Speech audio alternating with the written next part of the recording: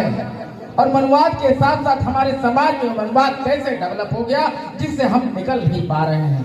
मनवाद का एक विचार है कि उसके द्वारा निष्कासित, उसके द्वारा आदेश किए हुए बातों को मारा जाए और ना मानने वालों को उसके विधि व्यवस्था में दी गई दंड के प्रक्रिया के तहत दंडित करना। ये हमारे मनवाद की विचारधारा पहले हुआ करती थी, लेकिन आज हमारे आपके बीच में जो मनवाद डेवलप है उससे बाहर कैसे निकले, ये हमारे बीच का मनवाद।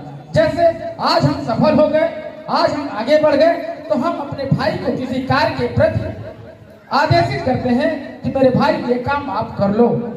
मेरा भाई किसी कारण से वो काम यदि नहीं करता है तो उसके प्रति हमारे मन में जो घृणा होती है, जो दूरी व्याप्त होती है, चूंकि संविधान लागू है, हमारे पास वो व्यवस्था नहीं कि उसको दंडित कर दे, तो वो मन में हम विचार को रखे रहते हैं और वक्त आने पर उसको हम सजा देते हैं।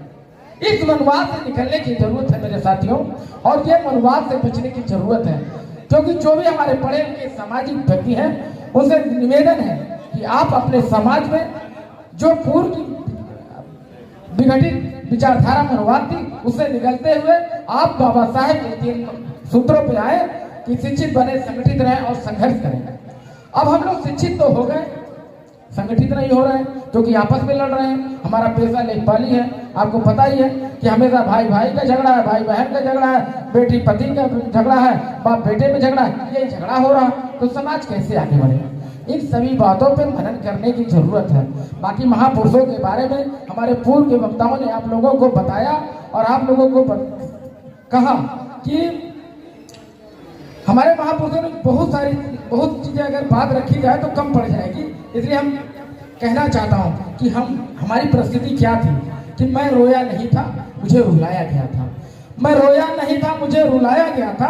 मैं पागल नहीं था, मुझे पागल बनाया गया है और बहुत सोच समझ करके ये जाल बिछाया गया है। आज के दौर से निकलने के लिए कह रहा हूँ, बहुत सोच समझ करके ये जाल बिछाया गया है और मुझे हराने के नाम पर आजमाया गया है।